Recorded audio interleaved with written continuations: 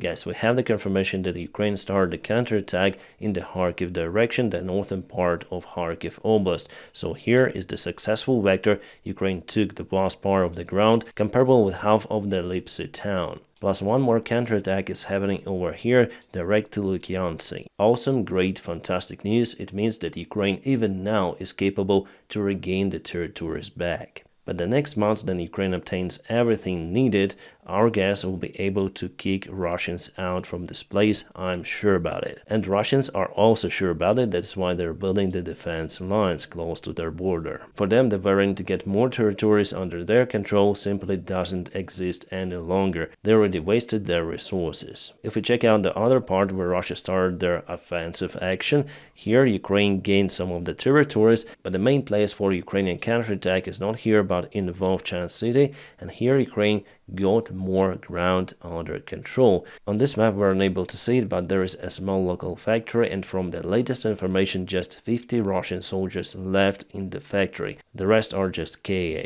And here Ukraine also took the part of the quartal recently. If we check out the 3D map of Vovchansk, it would look like that. So this plant or this factory is under the Russian control, partially, as you can see it on this map, but also we know that this factory was cut from the Russian supplies by Ukrainian army, so this picture is not valid. The actual situation is like that, simply there is no supply connection. It's been confirmed that Russians were separated by many of the sources and many military analytics. Hello my friends and welcome, my name is Dennis and this is the latest update from Ukraine. My friends, if you like the job that I do daily on YouTube, you may also support me on Patreon, obviously if you want. The link for my Patreon page is located in the video description just below, or you may scan the QR code available somewhere on the screen. Thank you so much for your inspiration and motivation. Alright, to other news. Today, Jake Sullivan clarified the permission from the United States for Ukraine to use the Western-made weaponry, so the United States weaponry, on the Russian territory to target the Russian military bases. So let's listen to the question and the answer. Does the agreement that you've made with Ukraine to allow Ukraine to fire American weapons just over the border into Russia at Russian forces that are about to attack into Ukraine, does that extend beyond the Kharkiv region, including into the Sumy region where Russian forces have also been targeting Ukraine? It extends to anywhere that Russian forces are coming across the border from the Russian side to the Ukrainian side to try to take additional Ukrainian territory. So that could include That's happened in Kharkiv. We've seen initial indications that Russia has made exploratory moves across in Sumy. So after all, the permission was granted not just to protect the Kharkiv region, no, it was given to protect all of Ukraine. Doesn't matter from what way Russia would send their forces, so potentially Ukraine may target even Rostov region, which is bordering the eastern side of Ukraine. At the same time, we don't see that Ukraine is using, for example, long-range ATACMS missiles to target the Russian military bases so far, but I'm sure that Ukraine will use those in the nearby future. Also, Ukraine modernizes its Neptune anti-ship missiles to target the Russian ports and the other infrastructure. Also, there were some rumors that Ukraine will operate F-16s from the airfields on the NATO territory. Well, here we have the clarification from Jake Sullivan and the agreement between Zelensky and Biden. Let's listen. Suggested publicly that the F-16s they'll begin to operate in the near future will be based outside of Ukraine. Is that the plan, to put the F-16s in a NATO country? The plan is to put the F-16s in Ukraine. And the bilateral security agreement that President Zelensky signed reinforced this point, that we want to help Ukraine have this capability. It should be a capability based in Ukraine. It means that yes, all of the F-16s which Ukraine obtains will be based in Ukraine, on Ukrainian airfields. Well, I think that it is decided to avoid the possible escalation between NATO and Russia. But at the same time, those F-16s in Ukrainian airfields will be very vulnerable against the Russian strikes, because Russians continue to launch Shahed drones, cruise missiles, and ballistic hypersonic missiles. In that case, there should be a new step to improve Ukrainian air defense by providing more of the Patriot systems, and we know that, for example, Italy sends SAM-T, which is very similar to Patriot. And we know that the United States of America are taking some of the air defense missiles, for example, from Switzerland to supply those to Ukraine. This article is probably from the Swiss source, and here they say that they have to wait. There is the delay for the Patriot Raketen, so for the Patriot missiles to arrive to Switzerland. Switzerland has already paid around 300 million francs, so 300 million euros for those missiles. But I think that for Ukraine it's more important to obtain those right now, because there is no direct threat for Switzerland. I think that Swiss might wait a little because Ukraine needs those missiles here and now, and it is one more sign that the United States are getting ready to enhance, to improve Ukrainian air defense, basically by sending more resources. Right, we have the clarification from the Pentagon official about the Ukrainian pilot training on F-16, and they say that they have extra capabilities to conduct more training if needed. It was announced today on a briefing there is a capacity to conduct additional training at other locations, not just Arizona and Denmark. The first step is to provide some of the fighter jets and to identify what their requirements are. So how Ukraine is going to use the available resources. I know why Ukraine asked for more pilots, but just not to uncover some of the internal secrets, I cannot say it openly. But the main thing that I want to reassure you that Ukraine will have enough trained pilots for all of the F-16s it gets. This year or the next one, the training will be continued. As officials said, it's a long-term proposition in terms of supporting them through the Air Capability Coalition, so the coalition of F-16s as it called for now, but in the future there will be other types of the fighter jets. I know that negotiations are going about the other types of the jets, but again I cannot tell you what those jets might be. And in general it all depends on the outcome of the next presidential elections in the United States, because it's hard to foresee the result. The presidential campaign is really intense and we'll see how it goes. It might influence this program too, as well as the military support of Ukraine in general. Germany is also looking to provide a new air defense system for Ukraine. This is called Nomad. As you see, it's a self-propelled armored launcher with the IRIS-T missiles. With its radar, it has the autonomous capabilities and may operate very close to the front lines. Because the vehicle has some armor, the crew inside is more safe. Ukraine might even send them very close to the Russian border to target the airplanes, yes, Russian airplanes, in the Russian airspace. Jake Sullivan today in the interview said that Ukraine has full right to do it. And Germany also confirmed that. Guys, based on yesterday's video, it seems like you like me commenting on Putin's visit to North Korea and meeting with Kim Jong-un. But Putin visited North Korea not just alone. There was a Russian delegation with the Foreign Minister Lavrov, with the new Defense Minister Belousov, and many other ministers. And in this video, you'll see the real attitude from North Korean leader towards just the usual ministers of Russia. Well, actually, they ashamed the Russian delegation. Let's watch it. So, Lavrov comes, other ministers.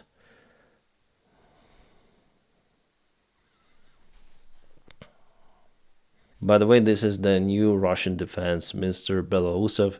He never wears the uniform, I mean military uniform, because he has never served in the army. He's just a cleric, so he wears a suit all the time, even if he visits Russian forces somewhere. So they went inside, they start to put their things on a table, and everything goes well for now. Well, guys, I think you didn't understand what just happened. The Russian delegation was asked to leave their place. Let's watch it again.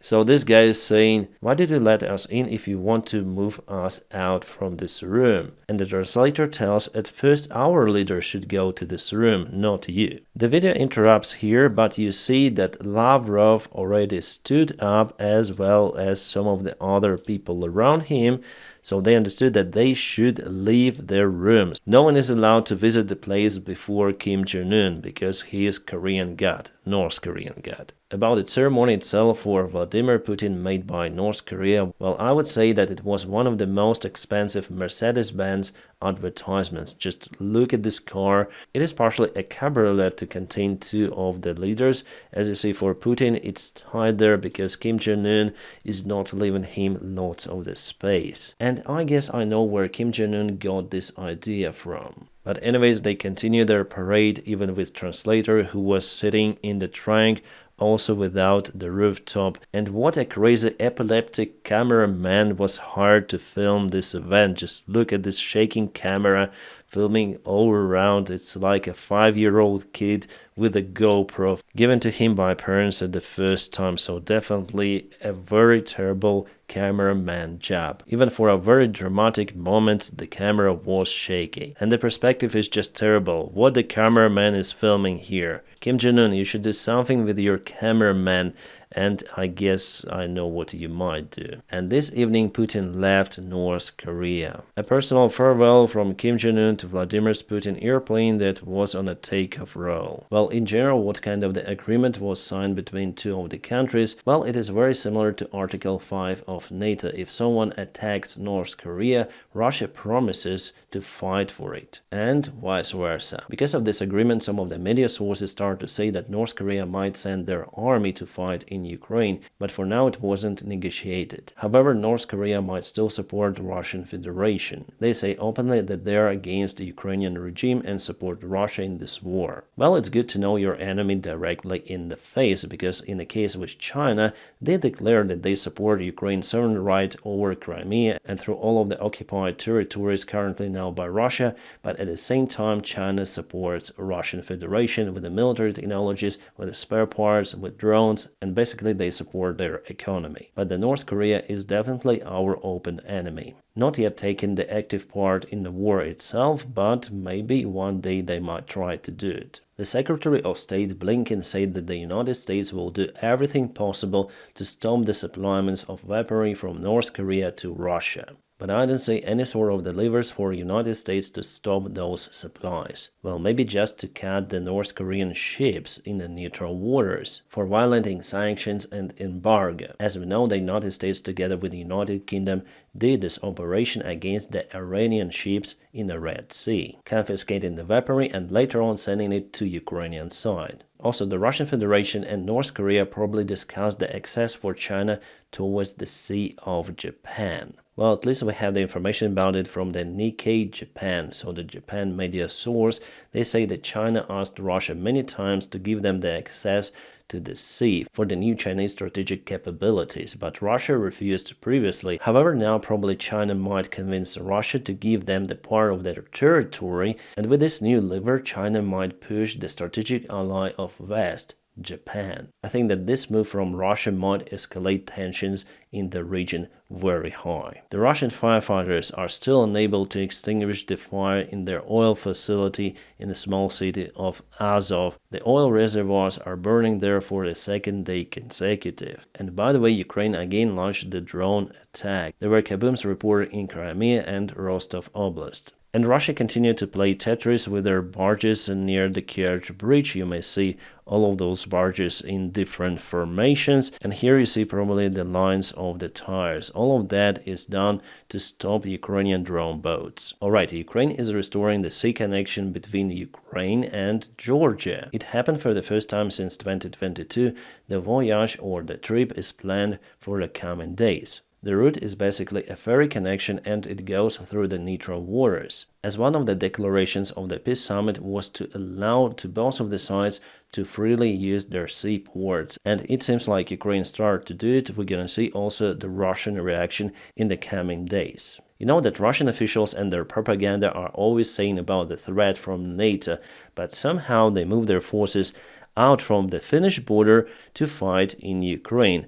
And Finland is a new member of NATO as we know it. There are some of the Russian bases near the border and most of them are now empty. How do we know it? Well, basically there were some of the satellite images shared in internet showing the empty Russian bases, no ammunition, no vehicles, no planes sometimes. Everything is used by Russia in Ukraine. Here we see what there was before, for example, and it is in May, almost nothing left. The same goes for airplanes or the other munition before and after. I would say it's the perfect time for some of the countries, including Finland, to regain their lost territories. But Russia has the nukes, that's the thing that saves them for now, and that's also the thing why many of the countries do not want to escalate their relations with Russia. But Putin is using the nukes to threaten everyone around, that Putin might order to strike some sort of the territory with tactical nukes. And there was the remark about the possible global escalation from the president of Serbia, Vučić. As he said, he expects a disastrous scenario because of the war in Ukraine, the big conflict or the various small ones, in the coming 3-4 months. Well, maybe he knows something that we don't know. Well, I understand that Putin still tries to reach their goals. And if he would see the inability of the Russian army to achieve their goals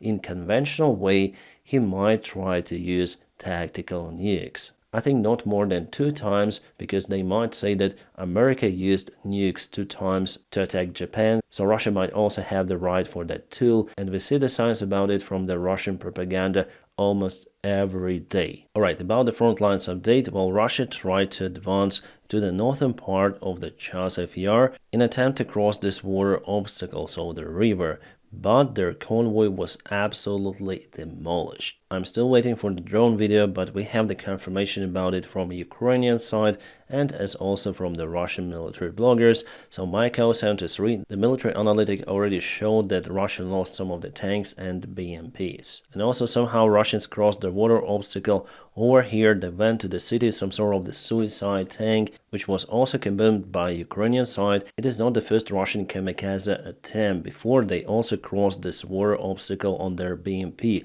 which was also targeted. It seems like they purposely caused themselves losses. And just look at those daily losses. Russia loses lots of the vehicles per day compared to Ukraine, so a huge red strip compared to the small blue one. And if we zoom in, you'll see many of the FPV drone strikes. Those drones hit the Russian supply vehicles as well as tanks and other armored vehicles. And now, my friends, please don't forget to press your huge like to this video. By doing so, you help me a lot.